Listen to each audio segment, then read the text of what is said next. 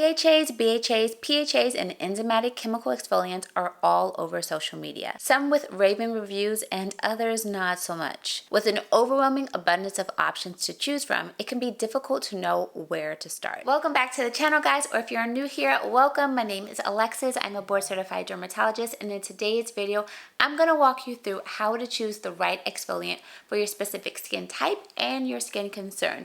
Whether that's textured skin, dull skin, fine lines, wrinkles, hyperpigmentation, we'll go through how to choose the best one and then go through a step-by-step process you can do at home to get the best results while keeping your skin protected and your skin barrier happy. The effectiveness and safety of any chemical exfoliant, whether that is done at home or like a chemical peel that is done in office, comes down to a few things: the pH, the stability, the bioavailability or the free acid, and how it's formulated to keep your skin happy, healthy, and safe, plus the technique of the person applying the pill really matters. Now, of course, what you're doing at home is not going to be as strong or as potent as what we're doing in the office, and it shouldn't be. There's a reason why some of those stronger exfoliants are safe for in the office. But that doesn't mean that you can't get fantastic results at home, and that doesn't mean that you can't actually mess up pretty badly at home and cause some severe chemical burns or hyperpigmentation, etc. So you definitely want to avoid choosing the wrong exfoliant or over exfoliating. At-home chemical peels come pre-saturated with the precise dose on a cotton pad or mesh gauze, and they use the same concentration and ingredients as your traditional chemical exfoliants. They tend to be more expensive but can be convenient for those who travel or for those who are heavy-handed and prone to overdoing it. Before you ever put any chemical exfoliant on your face, you're going to want to do a patch test to minimize the risk of impairing your skin barrier, scars, burns, or worsening hyperpigmentation. So you may be wondering, why exfoliate anyway? Our skin naturally exfoliates on its own, though this dramatically slows down as we have more birthdays. Exfoliation is a great way to work on evening out your skin tone, making your skin tone more smooth, improving the texture of your skin. It helps to unclog your pores, and anytime you remove that dead, built-up skin cells on the top, you're always going to have more luminous, radiant-looking skin. So if you are someone who struggles with a dull complexion and you really just want a nice glow, make sure that you are doing nice, regular exfoliants without over-exfoliating as part of your skincare routine. It allows all of your products that you use later on to penetrate better, and honestly, it's what helps to keep your skin healthy, youthful, and looking like plump and juicy and just glowy. I love it because I always feel like I have more luminous skin when I have regular exfoliation in my routine. Now you may be wondering, well, how do I choose the right exfoliant? So let's talk about the best exfoliants depending on your specific skin concern, starting with hyperpigmentation. So the ideal AHA or alpha hydroxy acid for hyperpigmentation is lactic acid. I love this acid because it is a really nice humectant, which means that it can help to moisturize the skin as it's exfoliating off the dead skin cells. So you're getting smoother, more hydrated, plump, even toned skin. Now, lactic acid is kind of right in the middle. It's not as big as the mandelic acid, which is great if you have super sensitive skin because it penetrates through the skin more slowly because it's just so large. And it's bigger than glycolic acid, which is a very small molecule that flies through the skin. And when you fly through the skin that quickly, you can potentially cause some damage or what we call little areas of irritation or hot spots within the skin.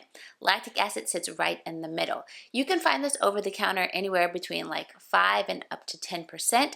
There are really great inexpensive options for lactic acid like the Inky List, the Ordinary. Urban Skin RX makes a really nice at-home chemical pad that is pre-saturated with other ingredients like retinol and alpha-arbutin to really help on evening out that skin tone. But try your best not to get too hung up on percentages because 10% lactic acid from 2 different brands can yield completely different results. Remember, it's not just about the percentage, the bioavailability and the pH and overall formula really makes a big difference. Now, mandelic acid is also a really good AHA or alpha hydroxy acid for hyperpigmentation, especially especially if you have sensitive skin due to the fact that it's moving through the skin a little bit slower. It's also a fantastic option if you have dry, acne-prone skin because it does have a lipophilic ability where it can actually get into the pores and help to unclog the pores while it's lifting pigmentation. So if you're someone who deals with dark marks following acne, or if you have a dry skin and suffer from using different products that seem to always dry you out, mandelic acid just may be your BFF. Mandelic acid also has antimicrobial properties, and it doesn't remove the oil in the same way that a BHA or a beta hydroxy acid does, so that's why it's really good for those with dry skin, whereas the BHA or the beta hydroxy acid is going to be ideal for someone with more oily, acne-prone skin because it's oil-loving and really can dive deep into your pores. So my oily, acne-prone friends, you definitely want to be reaching for your BHA or your beta hydroxy acid pills. Now, these can be found in many different concentrations.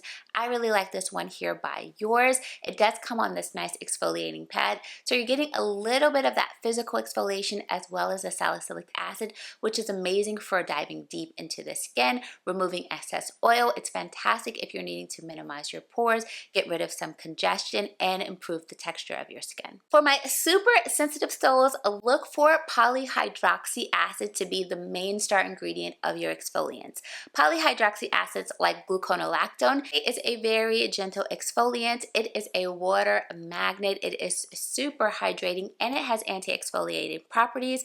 You can find it paired with really low doses of other acids. This one from Coco Kind has 3% glycolic acid, 2% mandelic acid, and 2% PHA, making it a very gentle but still effective exfoliant. For my friends with balance, aka normal skin that is resistant, glycolic acid is probably going to be your best friend.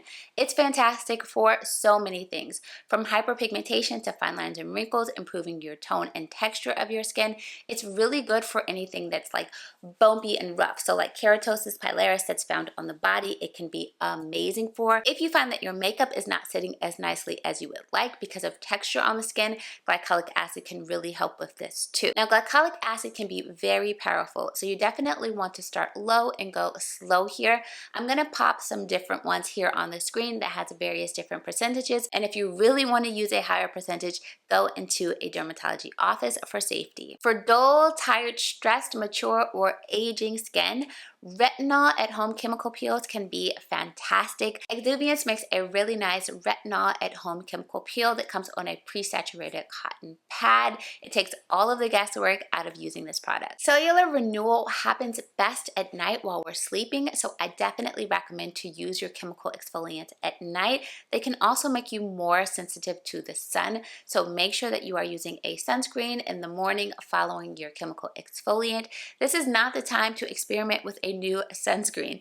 And because your skin is going to be a little bit more sensitive to possible irritants, using a mineral sunscreen following a chemical peel or chemical exfoliant tends to be ideal. Okay, so you always want to start with clean and dry skin. The wash should be hydrating and gentle, something non-exfoliating and free of other actives. Definitely not the time to be using rice granules or microbeads.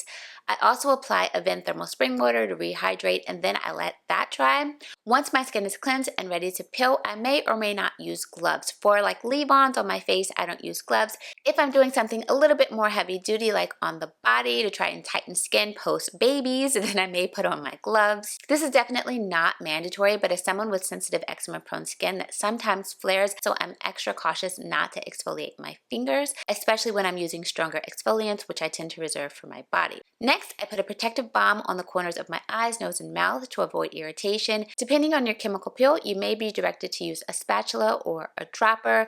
You may be applying this directly to your skin or on a cotton round, or you may just be simply swiping with the chemical pad directly to your skin. Always start with the most resistant areas of the skin first, saving the most sensitive skin for last. This gives the problematic areas more time with the exfoliant. For me, that means starting with my chin and jawline before moving to my cheeks and foreheads, and finally my temples and nose, and avoid the eye area completely. Now, depending on your chemical peel, you may or may not want to set up a timer. For my face, I'm using a leave-on product here. This is the 11% mandelic lactic and salicylic exfoliant from Allies of Skin.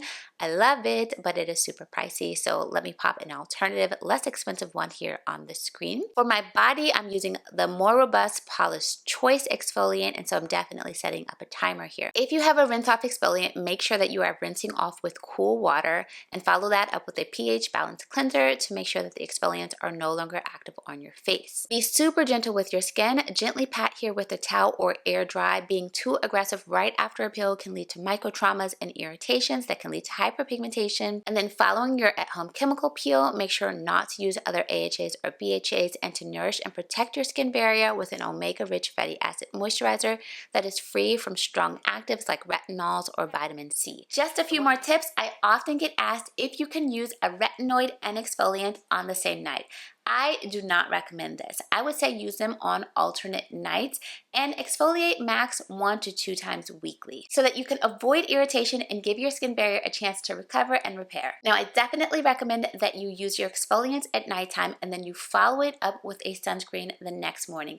This is non-negotiable. I would say use a basic and boring mineral sunscreen the following day just to avoid possible irritation. I would also recommend that you avoid any activity that calls for prolonged direct sun exposure the next day or 2. All right, my friends, go enjoy your post-pill glow. I sincerely hope that this video helped you. Don't forget to subscribe and like the video if you did. Leave your comments down below, and until next time, be well.